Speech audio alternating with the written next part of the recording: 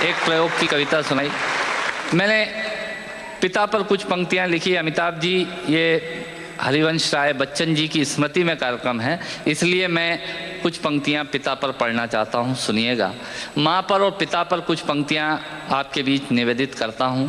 आप यहाँ जितने लोग बैठे हैं, मुझे नहीं मालूम कि किनकी माँ जीवित हैं और किन्होंने माँ को खो दिया, पर मेरा व्यक्तिगत मत ये है कि जिनकी माँ जीवित हैं, जिनके पिता जीवित हैं, वो दुनिया के सबसे संपन्न लोग हैं, वो दुनिया के सबसे अमीर लोग हैं, वो दुनिया के सबसे धनाढ्य लोग हैं।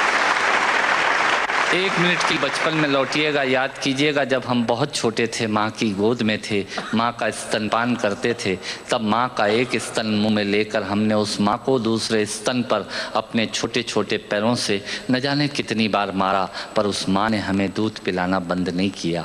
मित्रों, लात खाकर भोजन देने की शक्ति उस परमपिता परमेश्वर ने दुनिया में यदि किसी को दी है, वो सिर्फ माँ को दी है। माँ के अलावा ये ताकत किसी के पास नहीं है। मैं उस माँ की वंदना में कविता पढ़ता हूँ। याद कीजिएगा उन दिनों में जब हम चौके में, रसोई में बैठकर खाना खाया करते थे और माँ खाना बनाती थी।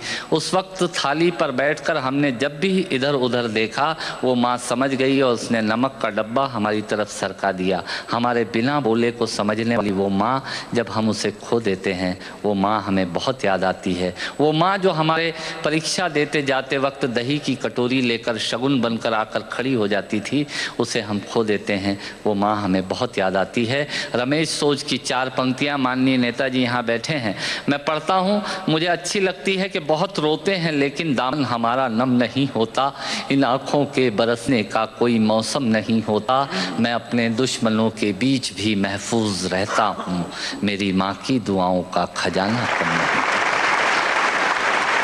स्वामीनाथ पांडे की 3 पंक्तियां सुनाता हूं। स्वामीनाथ पांडे ने 3 पंक्तियों का उपन्यास लिखा। अमिताभ जी बैठे हैं, जया जी बैठी हैं। 3 पंक्तियों में पूरा उपन्यास लिख दिया उसने। लिखा, एक विधवा माँ थी, उसके 2 बेटे थे। एक बेटा नीचे वाले माले पर रहता था, दूसरा बेटा ऊपर वाले माले पर रहता था। विधवा माँ 15 दिन एक बेटे के यहाँ खाना खाती थी, विधवा माँ 15 दिन दूसरे बेटे के यहाँ खाना खाती थी। पर ये उस विधवा माँ का दुर्भाग्य था कि साल में जो महीने 31 दिनों के होते थे, उस एक दिन उस विधवा माँ को उपवास रखना पड़ता था। 9 महीने पेट में रखने वाली माँ जब एक जवान बेटे को एक दिन भारी लगने लगी, तब इस नालायक हास्य व्यंग के कवि ने कुछ पंक्तियां माँ के लिए लिखी। सुनिएगा, यात्रा कीजिएगा मेरे साथ। माँ संवेदना है, भावना है, एहसास है। माँ संवेदना है, भावना है, एहसास है। माँ जीवन के फूलों में खुशबू का वास है। माँ रोते हुए बच्चे का खुशनुमा पलना है। माँ मरुथल में नदी या मीठा सा झरना है। माँ मरुथल में नदी या मीठा सा झरना है। माँ लोरी है, गीत है, प्यारी सी थाप है। माँ पूजा की थाली है, मंत्रों का जाप है। माँ आँखों का सिसकता हुआ किनारा है। माँ गालों पर पप्पी है, ममता की धारा है। माँ झुलसते दिनों में कोयल की बोली है। माँ मेहंदी है, कुमकुम है, सिंदूर है, रोली है। माँ कलम है, दवात है, स्याही है। माँ परमात्मा की स्वयं एक गवाही है। माँ त्याग है, तपस्या है, सेवा है। माँ फूंक से ठंडा किया हुआ कलेवा है।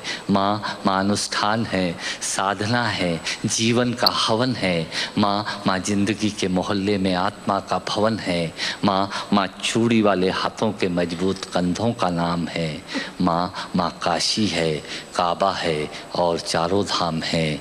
माँ चिंता है, याद है, हिचकी है। माँ बच्चे की चोट पर सिसकी है। माँ चूल्हा, धुआं, रोटी और हाथों का छाला है। माँ जिंदगी की कड़वाहट में अमृत का प्याला है। माँ पृथ्वी है, जगत है, धूरी है। माँ बिना इस सृष्टि की कल्पना अधूरी है। तो माँ की ये कथा अनादि है, ये अध्याय नहीं है, और माँ का जीवन में कोई पर्याय नहीं, और माँ का जीवन में कोई पर्याय नहीं है। तो माँ का